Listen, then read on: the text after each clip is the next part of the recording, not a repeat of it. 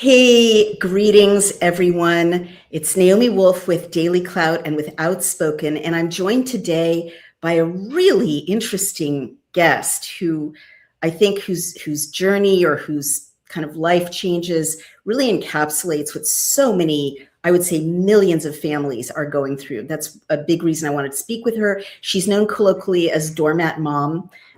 Which I know already will make many of us resonate and spark interest. But her name is Laura Wellington. And greetings, Ms. Wellington. Welcome to Outspoken. Thank you very much. Happy to be You here. speak up a tiny bit. Sure. Okay, great. So I have so much media in my inbox about you. You're doing a round of appearances. People are very, very interested in what you've had to say. What you have to say. You've been featured in People magazine. You've been on Fox News. A million outlets, it seems, are clamoring to talk to you, understandably. Tell me in your own words, like, who are you and what happened to bring you to this moment? Well, up until about August 2024, I was just a regular mom, a businesswoman, an author, a children's television creator. Mm-hmm. I've been a serial entrepreneur for my entire life, Mm-hmm. and I also have 5 kids. Mm-hmm. Wow. 4, yeah, so 4 from a marriage where I lost my husband to cancer when I was 35. So sorry. Thank you. And then 1 from a very short marriage in 2009. And, like so many other parents out there, I love my kids. I did whatever I needed to do for my kids. I was there for my kids. Despite all of, what I had gone through and the various demands I had on me, I was very hands-on as a parent. Was very keep my door open, have them talk about anything and everything. Never missed a play, never missed a school conference. I really, because they had lost their father so young, I really didn't want them to lose their mom too. Mm-hmm. And so I was very conscious of that in raising them. So I think I lived 2 people's lives in one body for years. Mm-hmm. And then what ended up happening in 2024 was I became estranged from my youngest daughter, my 4th child. And it came out of the blue to me.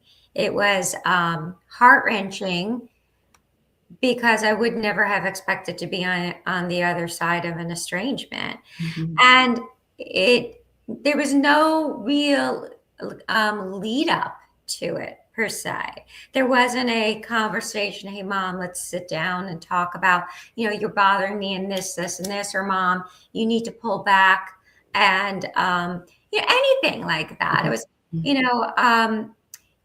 she had graduated college, and I put her through college. She had graduated college.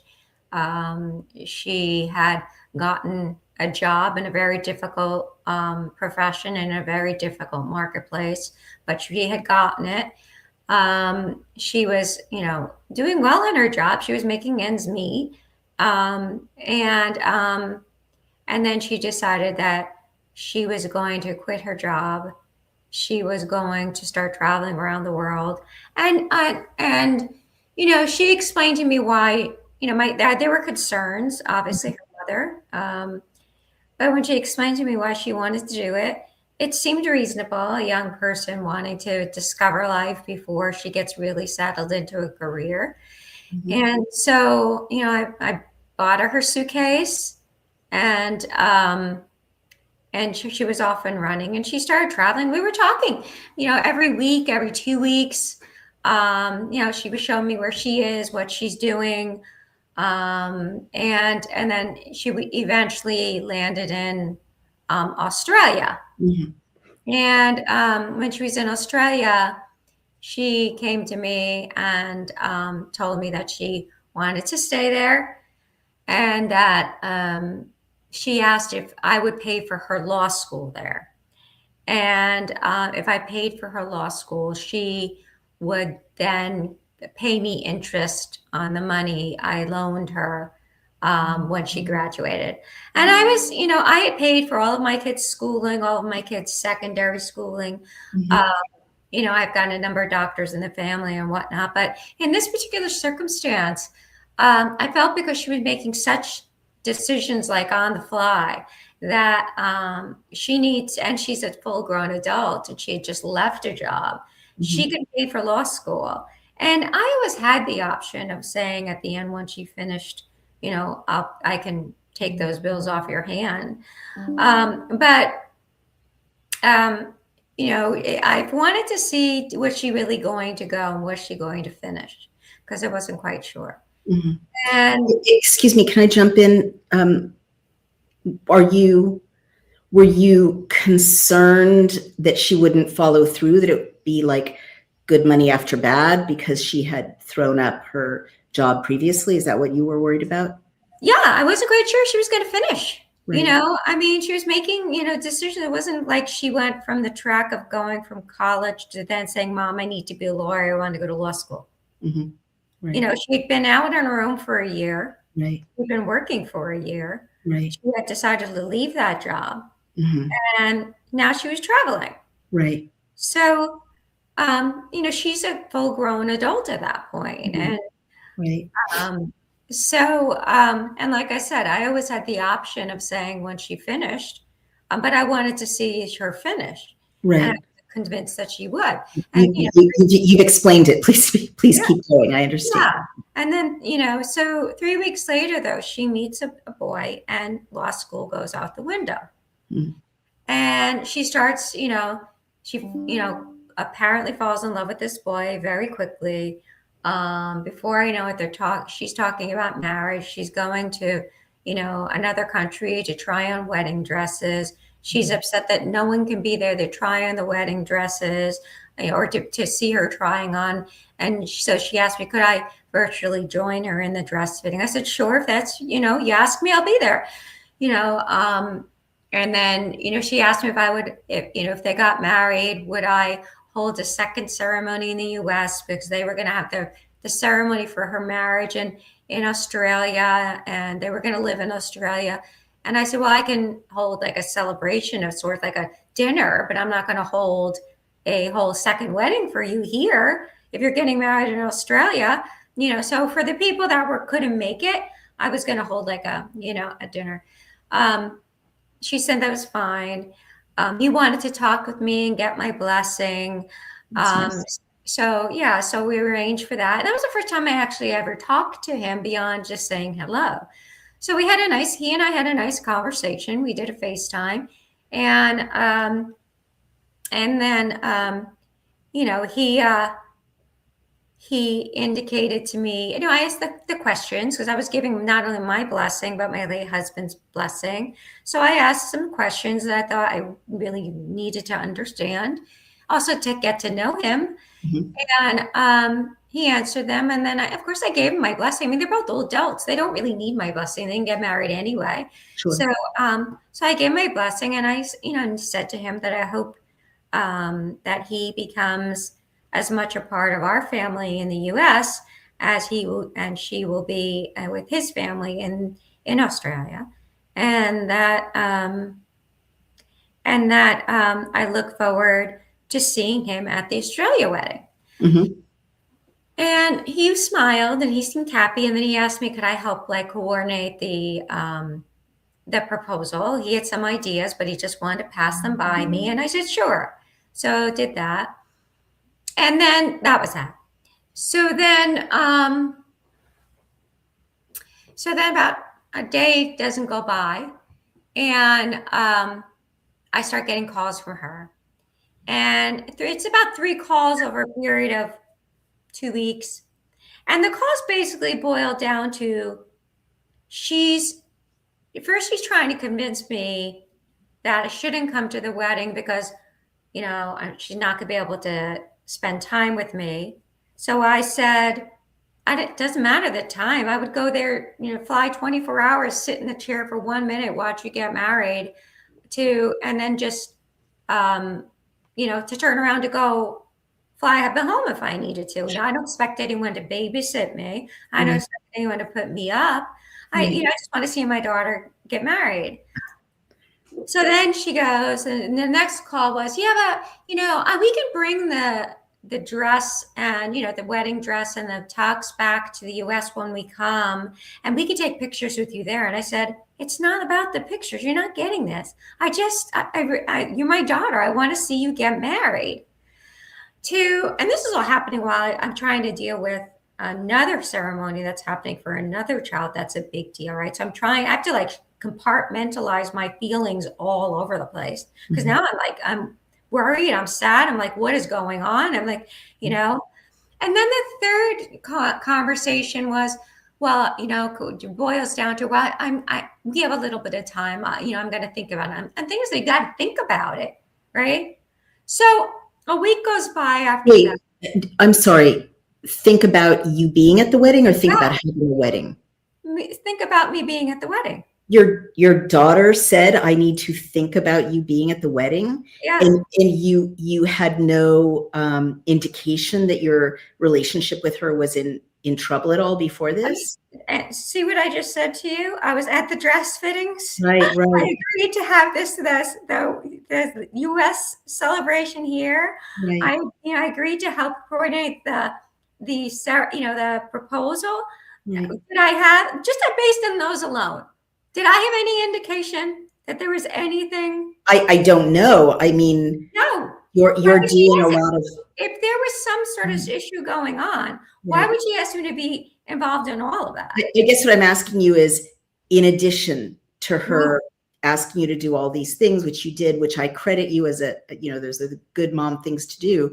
Did she ever say, Mom, you're too intrusive, or Mom, I feel like you don't give me the love I need, or you favor other children over me, or I feel like you don't respect my choices, like anything like that? Nothing. Okay. Nothing. Keep going. So, so a week goes by, and I don't hear from her. Now we're talking like every week, every 2 weeks, usually, right? Mhm. So I didn't hear from her. So I'm Mhm. like, so I call her. I was making dinner, and I call her, using WhatsApp, because we have a video chat, Sure. and she doesn't pick up. She hangs up. So I think, okay, she's on another call. She'll just call me back. Mhm. So 5 minutes go by. She does, video chats me back, and I said, "Hi, honey, how are you doing?" I said, "I haven't heard from you in a week. I was just finding out, like, how are you doing?" Right. And she goes, okay. She goes, "Listen, I might as well just jump right into this, because I know you're not going to like this." Oh my God. And I'm like, "What?" Right? I said, and she goes, "You're not allowed to go to the Australia wedding." She goes, "And since you're working with a therapist now, I figured you can deal with it with him." And I was like, I didn't know what I just. I think if I could hear my heart snap, I Mhm. can't quite understand. Like, I thought I heard my heart snap. Mhm. I couldn't even, I was. I didn't know how to react. And did she say why? No, I was just like, I said, "What?"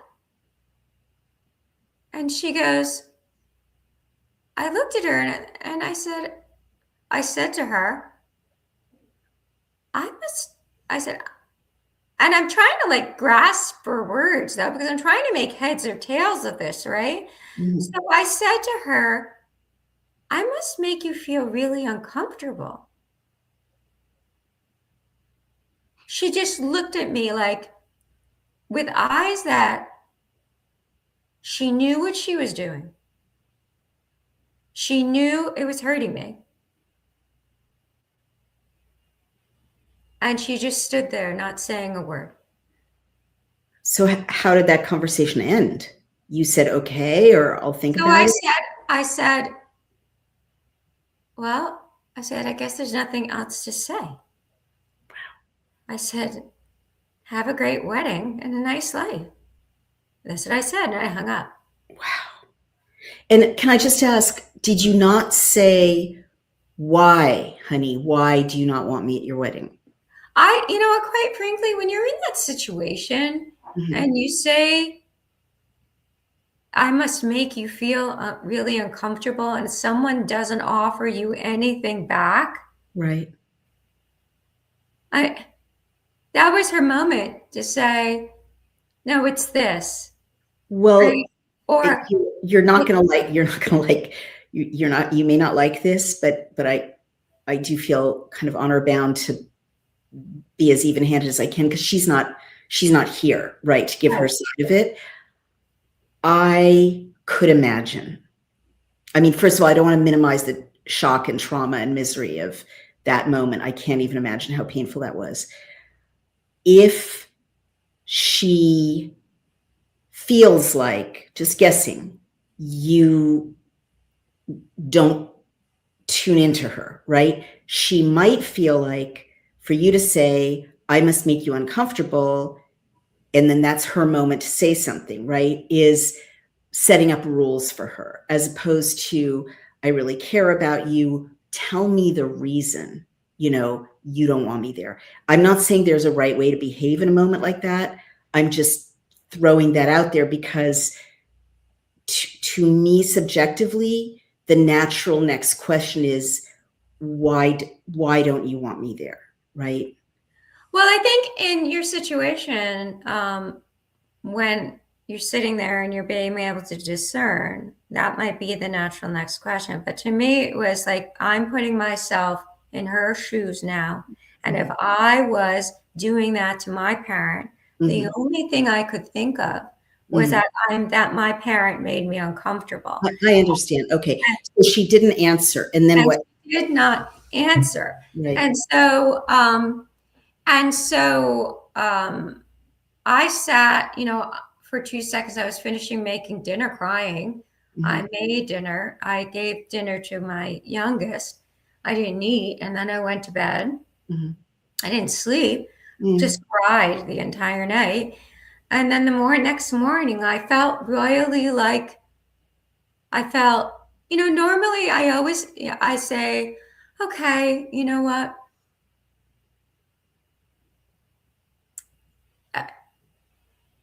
I felt like I had my blessing stolen, like it was some sort of part of like some sort of what was it? Why did you need my blessing when I wasn't even going to be able to come to the wedding? Well, it is a mystery. I Right? mean, There's something's more of been, a mystery. There's sorry. more of it to come down the Okay.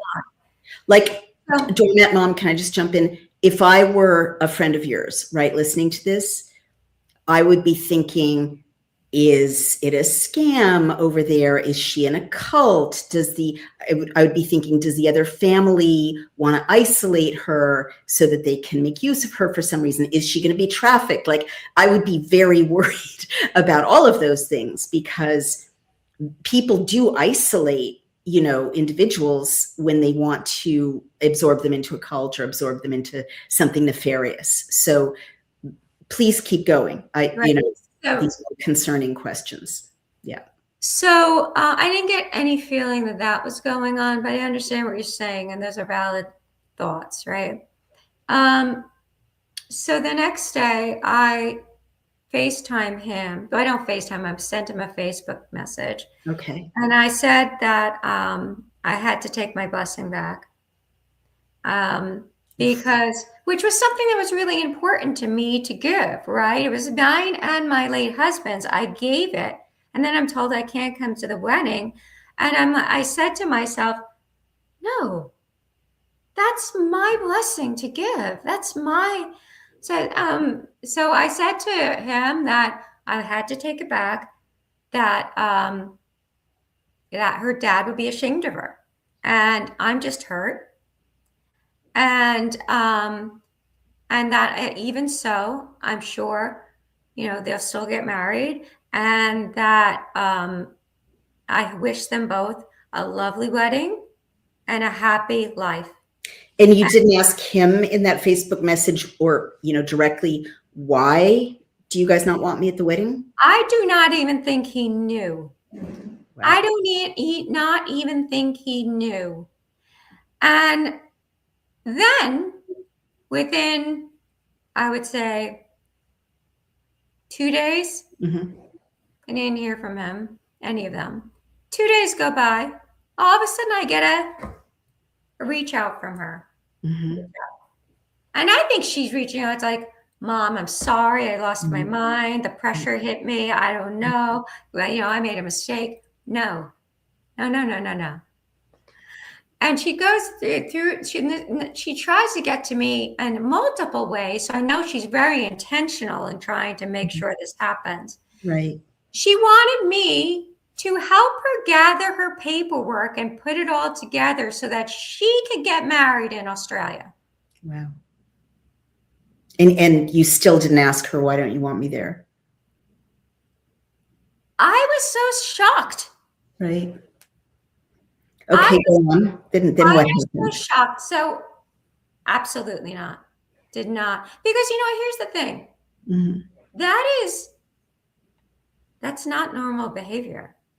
That is not normal. I mean, what's normal behavior, right? I mean, our kids go through all kinds of things in their lives. Oh, come on. There's normal behavior and there's not normal behavior. If you're a caring, thinking, loving person, you don't do that to someone. You don't do that to someone off the street. You don't do that to someone. And so I absolutely not was not going to participate. And I also know that I've raised very, very capable kids. And if she really needed to get that paperwork done, she didn't need my help. She could get it. Would be harder for her to do it, obviously, but she could figure it out. So let her figure it out because at this point, I'm saying to myself, I have taken care of everything that she's needed in her life. I have loved her. I have been there for her. I haven't dropped the ball on her. I have done everything a parent could do for a child. Okay. And to even ask me that indicates that she had expected me to come through for her. And that was no. Now you're on your own. Right. Take care of it yourself. And that's what did you say to her? Did you email her? Did you call her in response to her request for help with her paperwork? No, just no. Not going to happen. So she said, you just didn't respond to her? No, I did respond to her. I said no. And then she tried to get no me. Period? No. Doormat mom? No period? Just no, like, I'm not going to help you. No period? No period. And then she sent a couple of people that she thought could get me to say yes. And I said, no. That's it. It's not going to, don't come to me. Don't ask me. It's not going to happen. Okay. So you're estranging her at this point. You're closing a door to her. No, I'm just saying that I'm putting down a boundary. That's not happening. Okay. And you still didn't, I'm not trying to be unsympathetic. I'm just trying to understand. You still didn't, want to say to her, let's talk. I really want to understand what it is about my presence at your wedding that would upset you.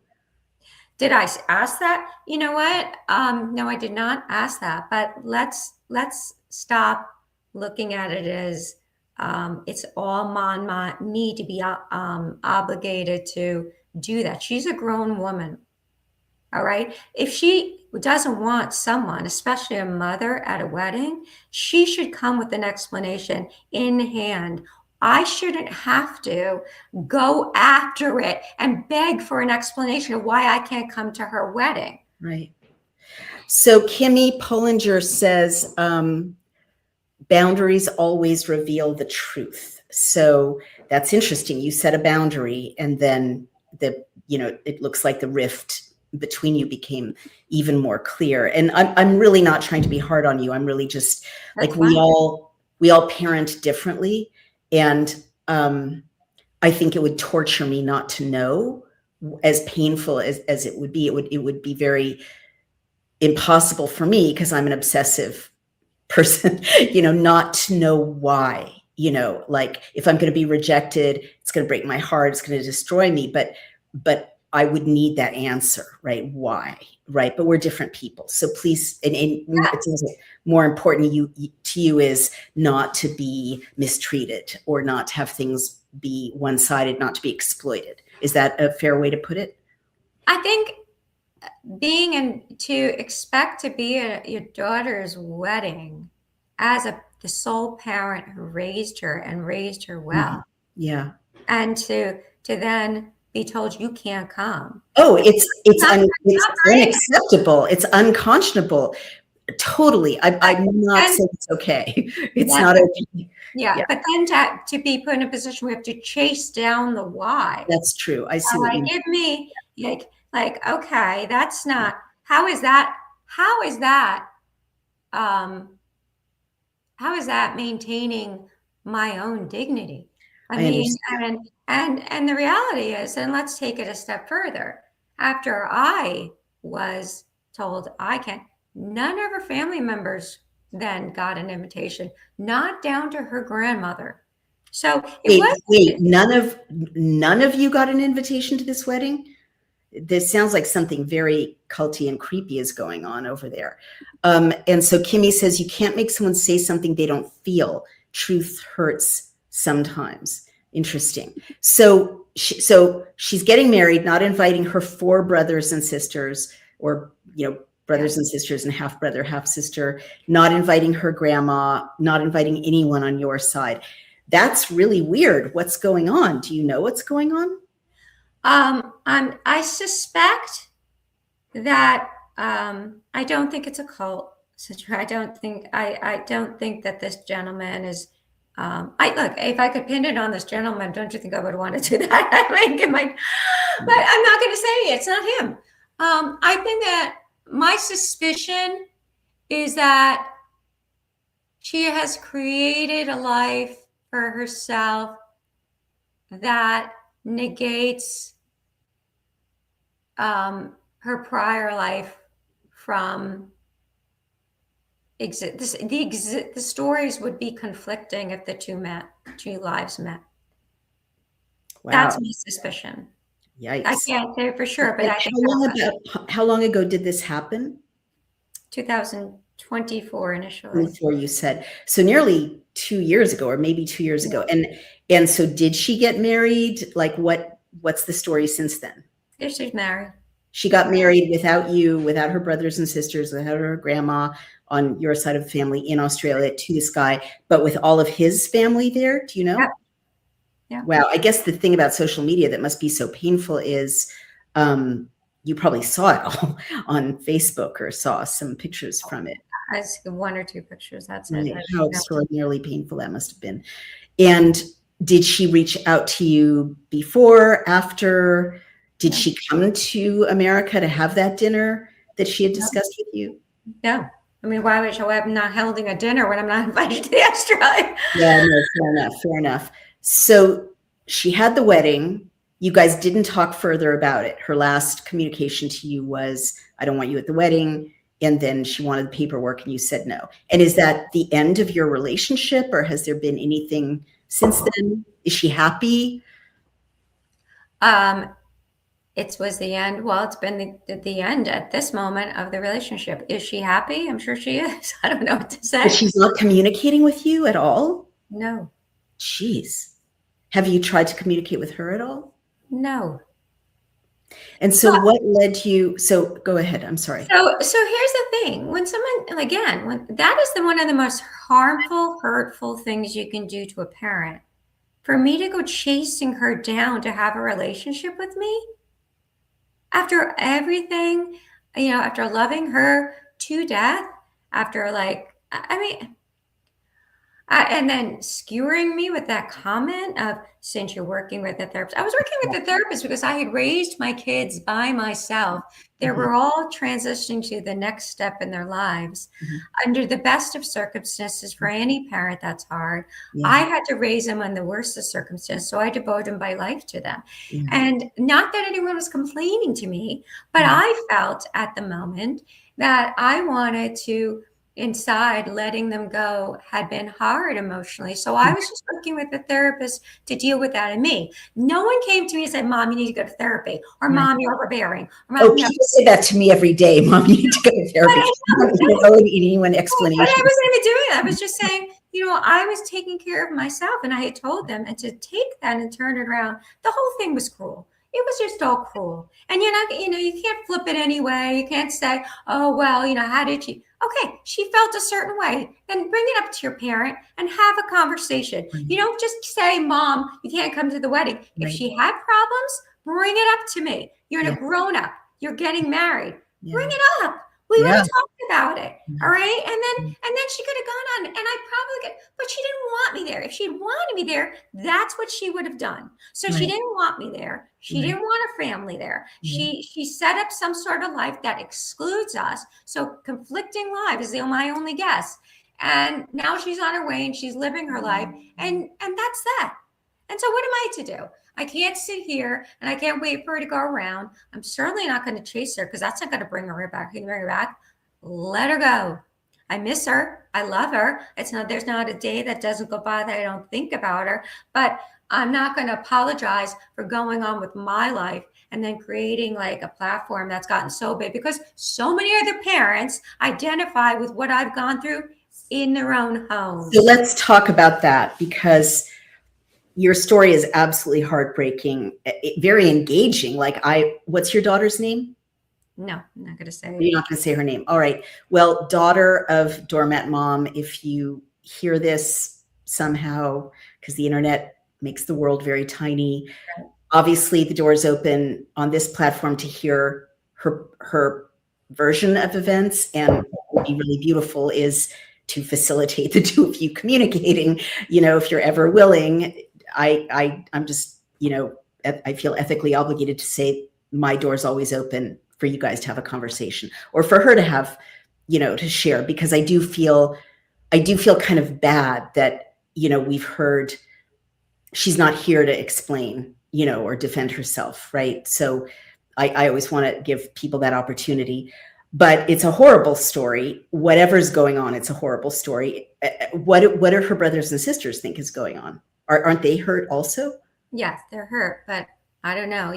They're not, that's for them to share, not for me. Right. I understand. Okay. Well, I'm really sorry it happened. It's awful.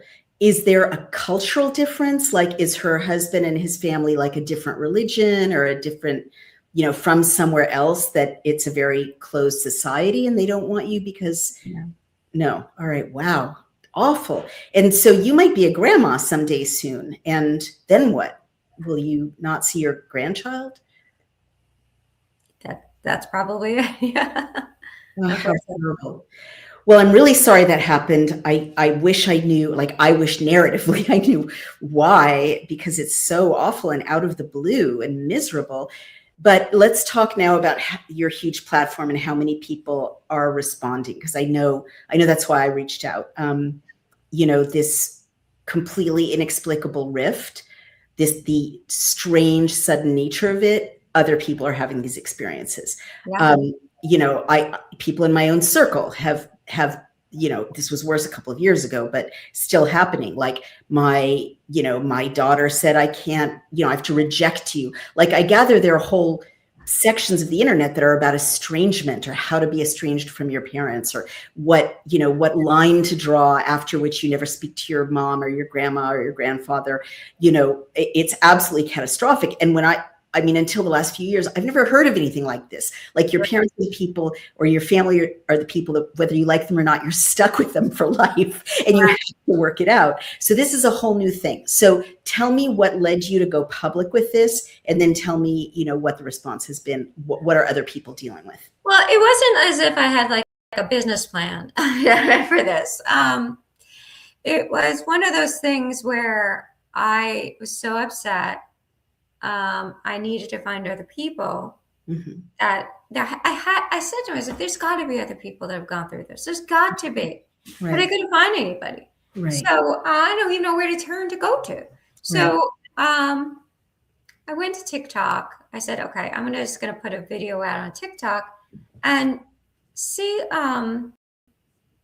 see if I can find anybody, like see what the experiences are. Mhm. And so I did a video on TikTok. I did a very heavy-handed video. Mhm. Um, and it literally, I mean, the ripple effect was unbelievable. There What do you were, mean by heavy-handed? Like, I said something to law? the effect, um, I said something to the effect, and I can't remember the exact wording, but were you a really good parent? And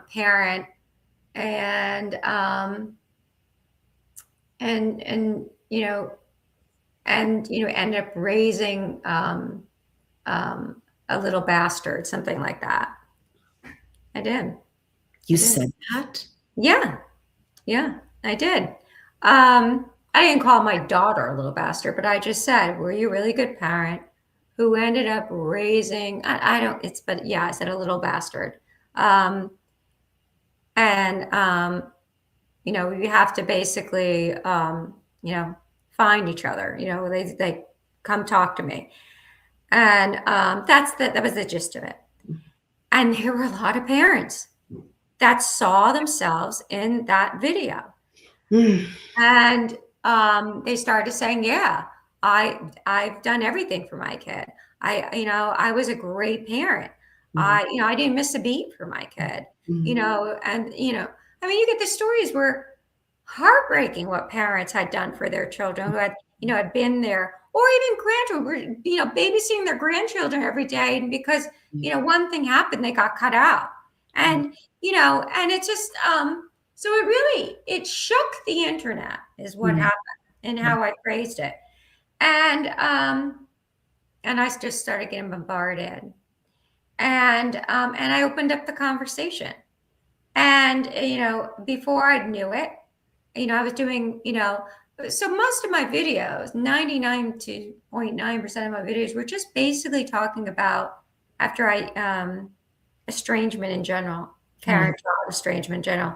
I wasn't talking about my own story, and that was the biggest criticism that I was getting from Mhm. everybody, from estranged parents to estranged adult kids. Mhm. Um, what's your story? Because I wasn't sharing it. Right. So now you're sharing it. So do you have a nonprofit, a book, or are you just going with your message and communicating? No, so what ended up happening is I decided to write just the generalities of the story in a book, the first like 3 chapters, Mhm. because I needed to like lend some establish like why is she here? Mhm. By this time, however, though, I had already had, thousands and thousands of followers and growing it from all over the world were coming to me and saying, this is happening here, and this is happening in the UK, and this is happening in Canada, and this is happening in Australia, and this is Mhm. happening in Germany, and this is happening here, everywhere. Mhm. And so I, wrote a book. I also launched a Facebook group because I could see on TikTok parents who had discovered each other wanted Mhm. to now share their Right, stories. right. I understand. Okay, so you've got a social media presence and you started this conversation and you're making a lot of media appearances about it. So it's happening all over the world. What do parents say is going on and what do the estranged adult children say is going on? And do parents ever estrange from children or is it always children estranging from parents? It's like 2.5% of parents. No, it's actually 5% of parents estrange from children. Okay. Um, So what's going on? Is it something new? Is it just it's a lot of different things. It's the it's just the I mean, it's described in a lot of different ways, but and there are a lot of different elements to it, including bad therapy practices, bad Mm. therapists out there. Oh, I believe You that. know, So the shrink will say, "Don't yeah, talk to your mother anymore. Don't talk to your right. It's a daughter." lack of, also too, the lack of faith and foundational principles of family. I mean, therapists have become the gods. Right. So that's when it's the lack of traditional family values that kept the family together. There's no loyalty, there's no obligation. If it's not easy, mom can go in a home. Exactly. It's all those things. if you interrupt my happiness, you're no longer part of my life. And that's not the last choice. That's the first choice, because I deserve to be happy. I don't deserve to be uncomfortable. It's the easy attitude. If it's not easy, it's not worth it. It's family's influence has shrunk so much that the parents' influence over the child starts waning by age 7. So the parents now, where it used to be the parents had all the influence basically up through the years, or most of the influence, now it's not that. Their greatest influence ends at 7, starts waning by 15. They have almost no influence. It's the peers and the environment. And then by age 21, it's like there's no reflection of the parent in that child whatsoever. And what's the peer and the environment now made up of? What is that? Well, it's not anything good. And the environment is the global world. So what is it doing? And social media is causing trends. When one does it, the next one does it. And, so there's a lot of there's a huge, the cluster B mentality disorders that aren't being diagnosed. That's part of it. All right. For people who don't know what that is, can you quickly summarize what cluster B personality is? The biggest ones are, well, there's antisocial disorder, it's narcissism, there's borderline, and then I believe there's one other, and I can't remember offhand. But those, when done, going undiagnosed, or when the parent doesn't know that their child has it, they're almost parenting backwards in the home. And so the child grows up with this disorder and, struggles through. And, there's a whole bunch of splitting and whatnot. The parent becomes the enemy as much as the best friend, and like it's the blink of an eye. So you've got things like that. You've got, what we're seeing in our world, what we're seeing in our nation, where there's so much hate and divide as it is. Well, I'm sorry to interrupt, but when adult children say why they've estranged from their parents, for example, what's the number one reason they give? Is it personal, or is it a political reason? They give it all of it. It's all of it. Politics is some examples. Yeah, politics is a big deal right now. Politics is so adult children will say, or parents will say, my kids stopped talking to me because I don't agree with them politically, or what? Like, give me some of the major.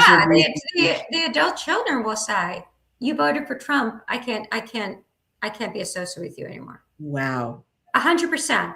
Kids will say that. But I see it in the feeds all the time. I see it on my own pages, right? There's also like a daughter-in-law, son-in-law thing where you go into the married-ins, and the marry-ins split the relationship too. And so our family is first. We don't marry in. You now come second. So there's a whole, I don't have to mold my way into your family because he's with me now. Wow. So, and so that's a big one. That's a big one. A lot of it comes down to, abuse, the term abuse. First, parenting has gotten to such a point where it's impossible to be the parent because the line is perfect, and everyone's got their own definition of perfect. So if you don't make perfect, then what they're being taught is they're not perfect. There's no grace. You go right from perfect to abusive, perfect to narcissistic, perfect to toxic, right? And there's none of that middle ground. And so they're very judgmental, and they really are entitled in so many ways. And you're seeing that play out. And and money is a big. Can I just jump in to tease this out, because I know my audience is really going to want to hear, and is probably resonating to a lot of what you're saying. So both sides, the parents and the children on the estrangement divide, have said, they'll say it's politics. I can't be in your life anymore. Then they'll say, instead of, in the past, they might say you're difficult or you're annoying, they'll say you're narcissistic or you're abusive or you're toxic, about just emotionally problematic things that used to be just part of having a family, right? They want you to be perfect at all times. Right. Then you're now going on to money. So what are some of the things that come up with money? I mean, with money, I've seen a lot of different things. I've seen a lot of parents who these adult kids expect them to not, I'll give you an example. There was one story where the parents had raised their 4 kids and had done well and had provided for the 4 kids. And the 4 kids decided to get married. And one couple within the 4 kids was mad at the parents and cut them off because the parents decided to sell their 4-bedroom house, and they didn't downsize, they upsized. They bought a 5-bedroom house, right? And the child cut the parents off because he felt like, since he's struggling and he has a child, and that's the grandchild, that the parents should have sold their house, downsized, and give him the money, because shouldn't they take care of them and the grand? How selfish. Another one, let me tell you another one. This poor man, he married a woman, stayed married to him for all her life, had 2 kids. She ended up with a grave illness. The 2 of them decided to protect the children from the illness as much as he could. He was working 2 jobs. The illness got so bad that she would go to sleep, and during the middle of the night, she would, excuse language, shit herself in the bed. And he would pick her up every night as he's working 2 jobs to go and clean her up. Wow. All right, in the tub every night. Oh my God. Put her back. So she finally dies. He's heartbroken. He goes through therapy and everything. Finally gets himself back together. Finally starts dating again. Has a hard time dating. Meets somebody. Wants to get married to her. And his kids say to him, if you don't show us the paperwork whereby our inheritances, the money that you're going to give us when you die, isn't protected in the way that we want, all right, that we not only are we not going to see you again. Oh my God.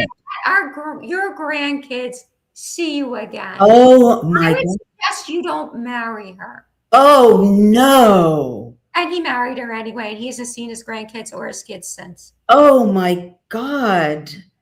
This is so terrible. Well, let me ask you a question. So to turn your interview on you for just a little bit, should this man have gone running after them, like, well, why did you do this to me? No. Right.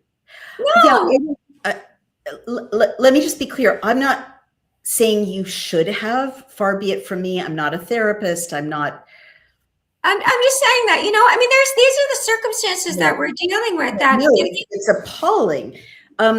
It's not a should, right? I guess, I'm very much conditioned by my own mother, right? And my own mother would say, because I would call her and say, I'm being treated this way, I'm being treated like that way. And she would always say, don't mirror image, meaning don't expect other people to treat you the way you expect to treat them. Yeah. And she would also always say, it's better to be happy than right. And, she's a therapist. So she would always say, go find out what they're feeling, go listen or whatever, which is hard for me to do. Right. It's a struggle all the time. So that's my struggle. It's not your struggle. Yeah. But we all have our struggles with parenting.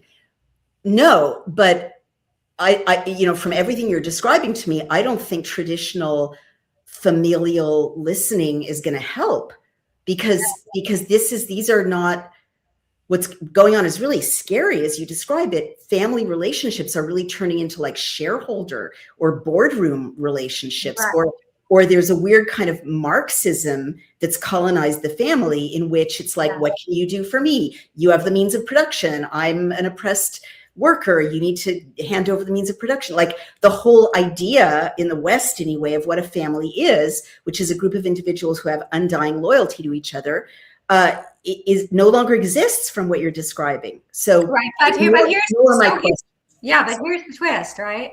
Here's the twist, and that's a great point that you brought up. But you're supposed to have the loyalty. The parents always supposed to have the loyalty. The parents are always supposed to rise to the occasion. The parents are always supposed to hold the line. The parents are always supposed to hold the obligation till the day they die. It doesn't matter then they're not kids anymore. they should do it. And that's the thing. It's almost as if, and I've had this conversation with a number of people this week, all right, people who are just sharing stories with me of their own lives and people in interviews. It's almost as if you raise these children, you parent these children into adulthood, you've given them these great lives. I mean, they're all college educations, they're all working, they're all professionals, or what have you, you know, and one of those guys gave this one kid $30,000 to buy a house for the grandkids that he can't even see now. But oh my gosh. oh yeah, but after working 2 jobs, by the way. So so the thing is, you raise your kids, you parent your kids to be these beings that are, you know, and then and they're self-sufficient and everything, and then all of a sudden they flip the script, and now they're trying to parent you, and they're telling you what you can do, and you like how where they are, and does this guy who's marrying this woman, don't you think after he took care of his poor wife who passed away, raised kids, working 2 jobs, didn't, you know, was able to put himself back together, right? Does he need to be parented to tell how he needs to, if in fact he does need to protect his money? And you know what? Let's get down to that. Didn't it just say it's his money? It's his money. He donated it to the zoo after he's dead. Well, that's one of the things I'm hearing that's so concerning to me. And which makes me wonder what kind of Marxist propaganda this next generation is being given on social media or in schools, because what seems to be being erased is the idea that the parents are individuals who have earned their money and that it's their decision. And if they want to leave it all to the kid in their will, they can do that. If they want to cut the kid out of their will, that's the story of many a Victorian novel. You know, they can do that. It's their money. For some reason, why do these kids think that they're entitled to the parents' money or private life? Do you ever hear? Yes, because they've been taught that they are, in fact, entitled. Because they never, like I said, they never realize that they're adults, and that they are not, in fact, entitled to what the parent. They're not entitled to the time that, you know, they drop everything and tend to your child, because it's a child, right? And the child, you know, needs you at that second. They're not entitled to that drop everything, right? They're adults. They can wait. But why do they think they're entitled? Like, I think we never transition, because that's a cultural thing right now. Right. We're supposed to make their lives easy. But who's saying that? Like, I would never assume that my mom is supposed to look after me once I'm an adult. Like, where's that coming from? It's a shift in the culture. It's what's being taught right now. It's what's being taught. It's and it could go back to what you're saying, the socialist, Marxist, you know, ideology that's been woven into everything that they've, you know, like the gentle parenting. We have to make sure that they're happy all the time, don't we? Don't we have to make sure that they're all, that they're all happy, they're all get their awards, right? So if they're not happy, we owe that to them, don't we? So that whatever that takes to get them happy, it doesn't matter if you're happy. It doesn't matter. Why did they, like, I was a single mom for 12 years and my parents lived 2 blocks away. If they hadn't been helping me, I could not have raised those kids. Why don't adult children who might be tempted to estrange also calculate, I really need the grandparents. I need their involvement. I need their help. They help me when I want to date night. Like, why isn't the traditional value of grandparents making itself felt to these entitled young adults? I know, it's a good question, because here's the thing, on the other side of that, then you'll get the screams from them that grandparents don't come and help. Oh my God. And then it's like, well, sometimes grandparents don't come and help because they're still working. Right. Because they took care of you all their lives, and they don't have extra, you know, income, because now they're hitting the hard times too. Or sometimes they won't come to help because, you know what, every time they do show up to help, you slam the door in their face, say you're not needed, because, you know, we're the family, and you know, you get an allotted amount of time when we tell you, and that could be on a sliding scale. So it's like, you know, so it's just like there's just so much. The parents that grandparents have, in many cases, and then, you know, there are grandparents that really want to be there, but they're just, and there's some great families that are working. Okay, that's Yeah. I don't. I was like, there's a lot of families that are not, and there are big complaints about that. Grandparents are just aren't showing up because now they're going to Florida because, well, how many times did you kick them out to them trying to Right. show up and help? Or how many times did you tell them Yeah. that, you don't have time for them? How many times have you ever just invite them over for a cup of coffee and say, I value you, Mom. I Yeah. value that. No, are you always showing? Are you only time you want to see them is when you need them? I mean, Horrible. It's so horrible. Hey, Doormat Mom, if I may, because I know there's so much to ask. It's a little weird that I'm only hearing from one or two people. If you guys have questions or comments, please put them in the chat because this is such an important subject. In your universe of estranged parents, I'm going to say, because I assume that's mostly who's talking to you. Have there been any success stories? yes. A, and B, I also want to ask before our time is up, what are you advising people to do? Is part of your mission, because your self-described title is Doormat Mom, is part of your mission to encourage people not to be doormats anymore? And does that change the dynamic? So start with the first one first, please. Are there any There are success stories. I've had two in my group, at least two in my group that, yeah, so there are. Two, I don't just hear from estranged parents. I actually hear from adult kids who are estranged, who would like to understand and would like to get my opinion on, should they go try to reconcile? How would they go try to reconcile? And I love those kids because they really do want to reconcile. They just don't know how to go about and do it. Didn't they estrange themselves to start out with? In certain cases not. If they did it, why can't they just pick up the phone and say, Mom, I'm really sorry, Dad, I'm really sorry? Because sometimes parents get to the point where they just don't want to open the door again because they've been through it so many times. Wow. Geez. So people are estranging over and over? Oh, it's like I'm stretching rubber band. It's called moving the football. they figure it out and then they apologize, and then the football goes down the road again, and then they have to go through it. Oh my God. Parents gotta say it's enough. We're just not going down, going down. Why are they doing that? Because it's just it's the dynamic that's been set. And they don't seem to be able to stick to the rules of what they ever just both decided. So that's what it is. Oh. But yeah, and what I'm doing basically is I'm raising awareness. Look, my goal, I would love to be able to see this entire epidemic turned around. That's my goal was, and has always been, to just raise awareness. It wasn't about my story per se. Right. It was about meeting people and raising awareness. And the only reason that anybody knows my name is I was doxxed by, the haters were doxing me. So, oh, really? Oh yeah, that's how I got out. It was never my intention to get out, but once I got out, I got out. I really think in order to save the family, this needs to be changed because we've got a lot coming down the line. I just did an op-ed on, AI and how, look, we don't save the family, they're going to replace the family with AI, and everybody's going to get along there because you don't need the family dynamic. Other people, exactly. Yeah. So my goal is to mentor change in the right direction, bring families back together where I can. And how are you doing that? Like, what's the method?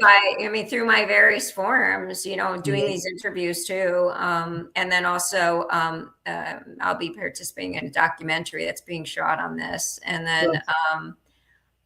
then just continuing to talk to people all the time and helping them to work out their issues. I don't charge anything. A lot of people will charge. I don't charge. It's not like like I said, I didn't start this. I didn't have a business plan. I was just one woman with a story. Right.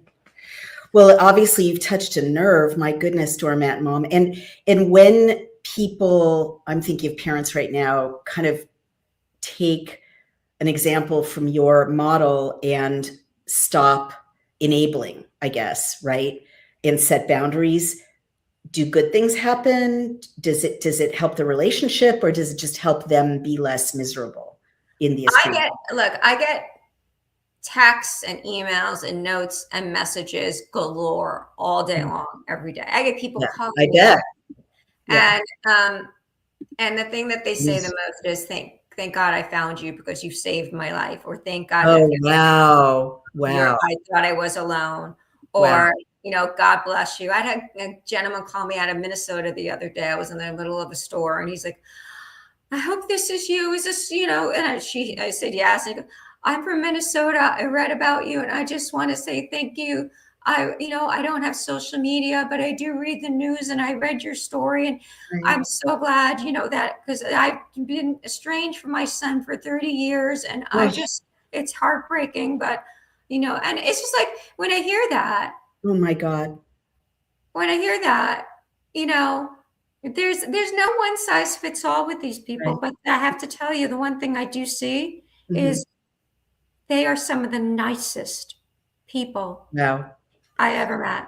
Well, I believe you. I mean, it sounds like something we didn't talk about is drugs and alcohol, Right.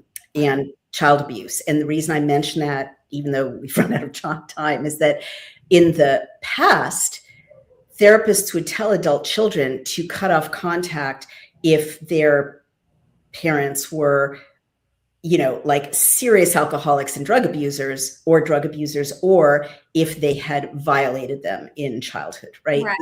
Those were the very narrow Right. conditions. And I thought that was extreme, but I saw the logic. So now it seems like there's been a kind of, mission creep almost, where just not being perfect or being annoying or being repetitive or any of the things we are, too intrusive, not intrusive enough, right, is included in that. This is bad enough to cut off contact with. What would you say to that?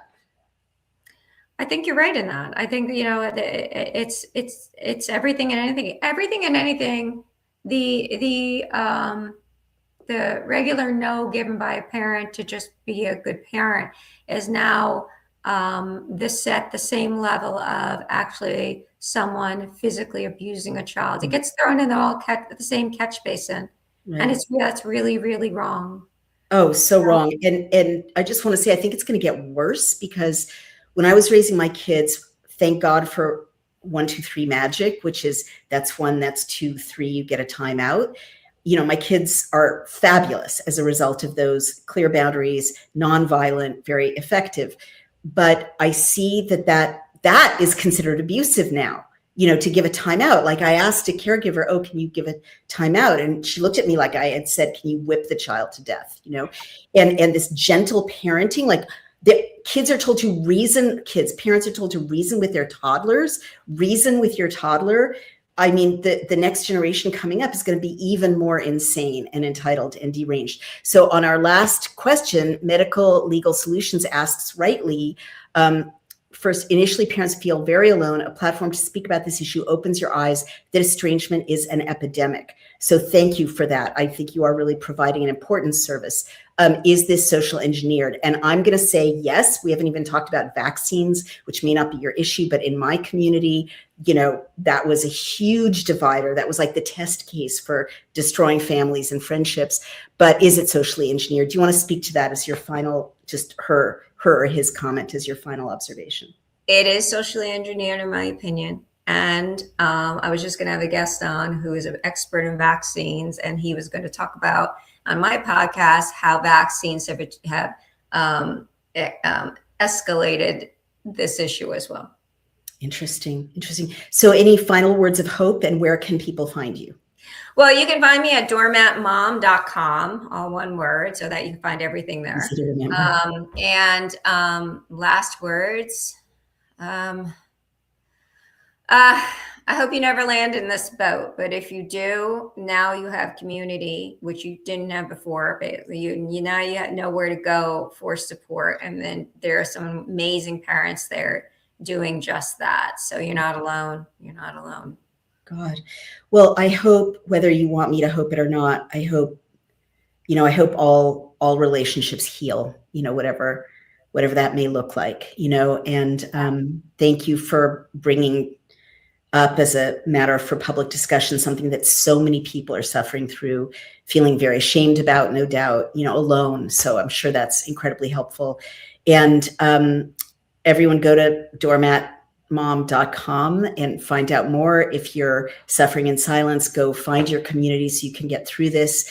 And I'm going to let you go, Doormat Mom, if I may call you that. But thank you for talking to me, and thank you for your patience with my questions. This is an incredibly deep subject, and it took a lot of courage for you to, talk about it and be patient as we all process what's going on. And this is a wonderful final thing. Our good friend Daniel Kawahai says, "Love you, moms," and no matter what, you'll always be the mom. So keep fighting for your family. Thank you very much. You're welcome. All right. Take care. I'm going to say goodbye to you now so we can thank our sponsor, but we so appreciate you. And I hope we have you back. Bye-bye. Thank you. Bye-bye. Bye-bye. I'm going to send you away, and I'm going to thank our sponsor. Wow, that was so intense, you guys. I don't even know how to process that. It's a lot to think about, but I think the last comment was very germane. Later on this afternoon, I'm interviewing a detransitioning mom who had a lot of difficulty giving birth. Obviously, we think that the whole, the youth thing, at least I think it has been, still is incredibly socially engineered. But I have to say, I think this estrangement thing is also socially engineered. Clearly, there's an attack on the family. Clearly, social media, I see it. I'm never speaking to my mother again. Like, I've seen those TikToks, not a lot of them, but in a million years, 10 years ago, you would not do a TikTok about and expect likes, to say, I'm never speaking to my mother again, or I'm never speaking to my father again. That would have been considered an existential breakdown. You should never agree to, no matter how annoying they are. Again, unless they put your life in danger in some mortal way, or your well-being in danger when you were a child. So this is terrible. We have to fight it. If any of you out there are raising small children, please ignore the advice to reason with your toddler, and please go buy 123 Magic, not a sponsor, no conflict. You have to set clear boundaries, nonviolent, of course, boundaries with your kids, and expect good behavior from them, or they will turn into little awful monsters and civilization will fall apart. It's that simple. So thank you to Doormat Mom for talking to us. And we have to thank a couple of people too for making this possible, this conversation. American Alternative Assets. If you take a drive through any major city after sunset, you'll notice something really strange. There are dark windows and empty offices. Right now, 1 in 5 commercial buildings in America is sitting vacant, and nearly $1 trillion in real estate loans are coming due this year. If those buildings stay empty, the banks are going to take the hit, and those are the same banks where your retirement savings likely sits. So there's a new free report called the Ghost Tower Signal that breaks it all down. It uncovers 7 early warning signs that showed up before every major crash since 1929. All 7 are active again right now. This won't make the evening news, but it could help you protect your savings from what's coming. And you can download it free at cloutgold.com. That's cloutgold.com, cloutgold.com, or call 855-803-GOLD to get your copy mailed to you. That's cloutgold.com or 855-803-GOLD. And another very important message, Washington's 2-tier system. I want to ask you something. Have you ever noticed the way Washington seems to play by one set of rules and ordinary Americans are stuck with another set? For decades, there has been a 2-tier financial system in this country. The political class and their donors do get access to the best financial opportunities, private deals, special investments, insider advantages. And ordinary Americans are told to stick with the same tired, inadequate retirement options to earn next to nothing and to hope inflation doesn't wipe them out. I don't think that was an accident. I think that was a policy. But here's what's changed. Under President Trump, that system finally got challenged. With Executive Order 14330, President Trump opened the door for ordinary Americans to have access to investment opportunities that were previously reserved just for the wealthy and well-connected, especially inside retirement accounts. No lobbyists, no special connections, Just the same rules, finally, for everyone. And that matters right now because America is in the middle of a massive AI and infrastructure build out. In fact, it's one that President Trump has made a national priority. This is not speculation, it's not hype. This is real infrastructure with real capital and real money moving. There's one AI-linked income opportunity I've been following, provided by our sponsors, that's positioned to benefit directly from this shift without forcing people to guess which tech stock is going to win. If you want to see how it works and why this policy change matters, learn more at www.oxfordplan.com. Because for the first time in a long time, Washington didn't just talk about helping the middle class, it actually moved the rules in their favor. So discover Washington's two-tier system at www.oxfordplan.com. Again, that is www.oxfordplan.com. Really important to know about these alternatives when we're protecting our income and our savings. And I've got a nice sign off, Naomi. As always, thank you for being a voice of peace, I think is where you're going with that in these days. Thank you all for listening. And at 4:30, I'm going to be talking again to this detransitioning mom who just had a difficult time giving birth.